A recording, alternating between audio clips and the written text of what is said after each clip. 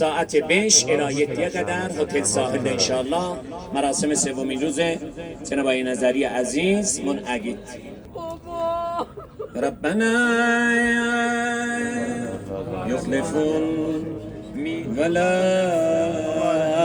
أولادهم من الله شيئا وأولئك هم وقومرون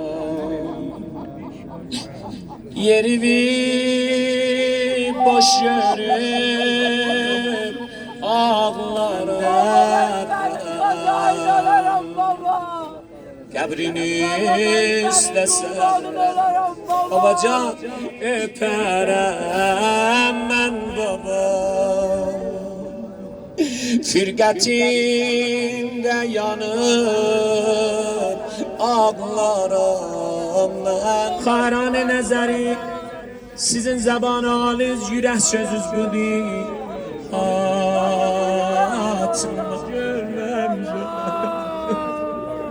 baba bugün üşündü nazlı səsin eşitməmişim.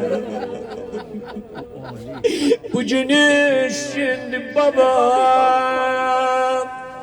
sen bizi gözünden atırsan.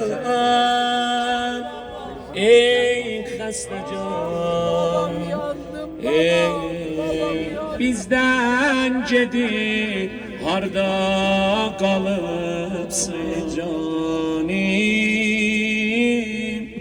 Ey mehribani Xuda hafiz babam, Xuda hafiz babam, ey mehribanım,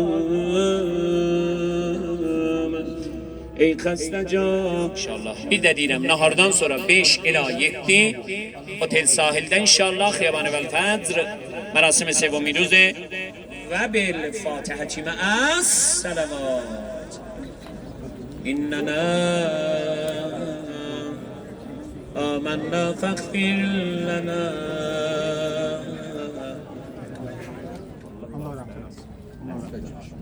Qardaşlarımız hər kəs Fatihə verdi. Poştu sən açıqlı yerdən xiyabana yoxun.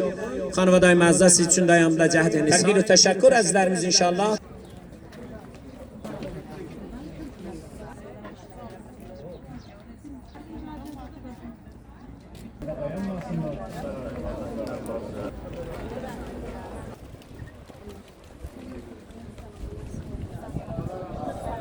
Allah rahmet eylesin.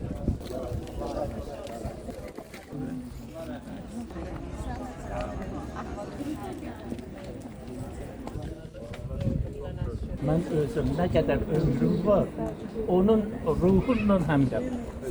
Tamam. Allah size dolu ömür versin.